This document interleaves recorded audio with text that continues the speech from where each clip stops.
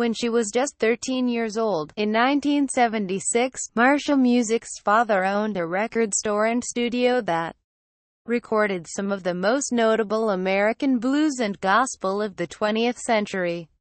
Artists who had graced the building include John Lee Hooker, Sonny Boy Williamson, and the very first gospel song recorded by the Queen of Soul, Aretha Franklin.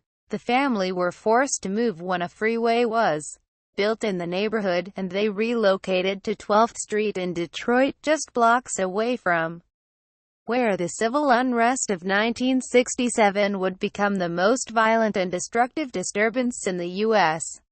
since the American Civil War. I can remember the change in atmosphere on 12th as the younger black people had a sort of bristling energy that was very different than the old days, music recalls. They were not going to take some of the humiliation and discrimination that had been endemic in the community for so long. There were rebellions happening all over the country. Everybody knew it was a matter of time before it happened in Detroit. Sitting in her bedroom back then, just as the cherry trees were beginning to fruit on her block, Music looked out the window and saw something she would never forget: a tank driving down the streets of Detroit, with the police and National Guard. Overwhelmed by 5 days of violence that would eventually claim the lives of 43 people, leave more than 1,000 injured and destroy 2,000 buildings, President Lyndon Johnson sent in the military to quell the disturbance. The unrest had been sparked when a welcome home party for 2 black Vietnam veterans held in an after-hours drinking club, known colloquially as a blind pig, was raided by police. But the roots of the rage were much deeper.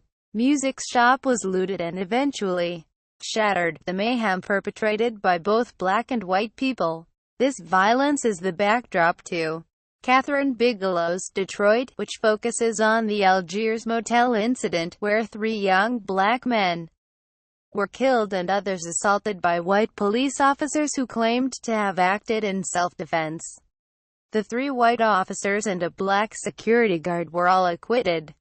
Detroit Review: Kathryn Bigelow rages against brutal chapter in U.S. race struggle. Read more. The film comes at a time when Detroit is experiencing a much touted, but limited, economic resurgence.